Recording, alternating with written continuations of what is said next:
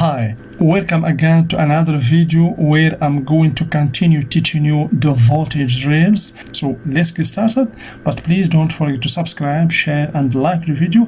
And for anyone who wants to join me in my Patreon page, you are very welcome. You will find many PDF schematics for laptops, okay, and also other unique contents. So let's get started. So here basically we can divide this table into part. These three voltages are one part. As you can see, we have VIN 19 volt adapter power supply.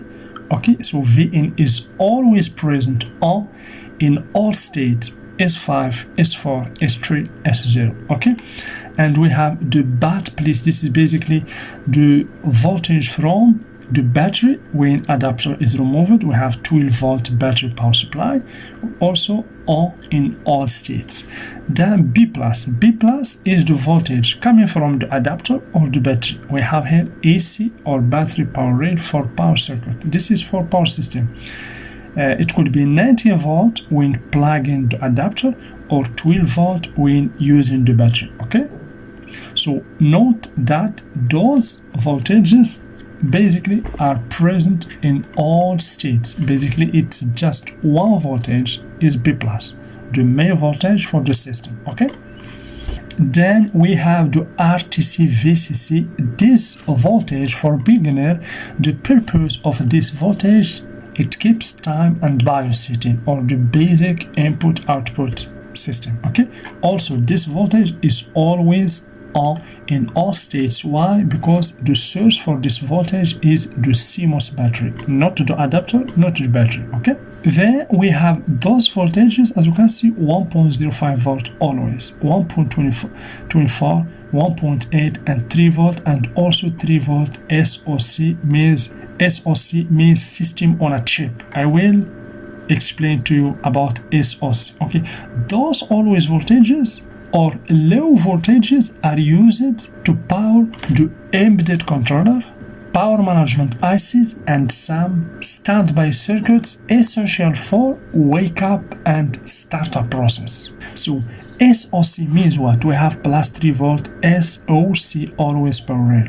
So the system on a chip. Here we have SOC means the system on a chip. Refers to a type of integrated circuits design that combines many of all high-level function elements on an electronic device onto a single chip instead of using separate components mounted to a motherboard, as is done in traditional electronic design. Okay, so when you hear SOC means this is an integrated chipset in one chip.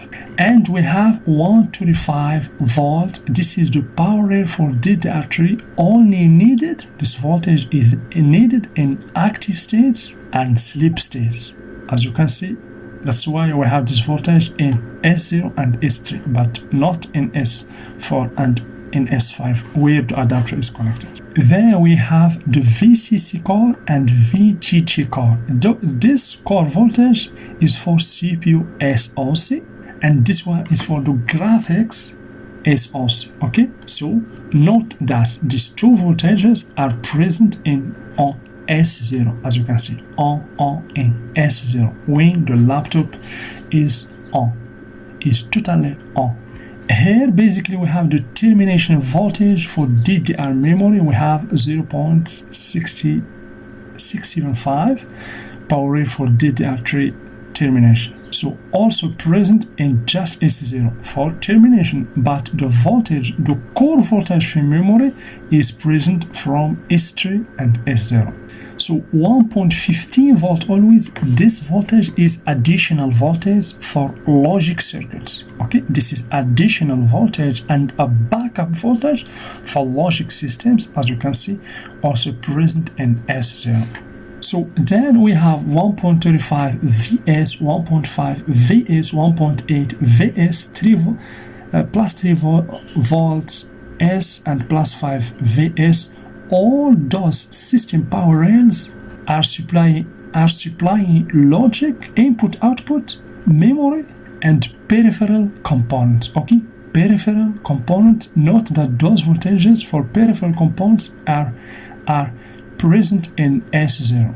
Means those voltages are active just when the system is totally running.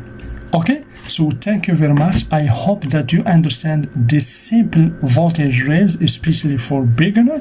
Of course, I will upload many other tutorials about voltage rails, power sequence, timing, etc. Please, if you have any questions, in the comment below, and make sure you subscribe, share and like the video, and of course join me in my Patreon page for more unique content, and if you want to download like this schematic. So thank you very much and see you in the next video.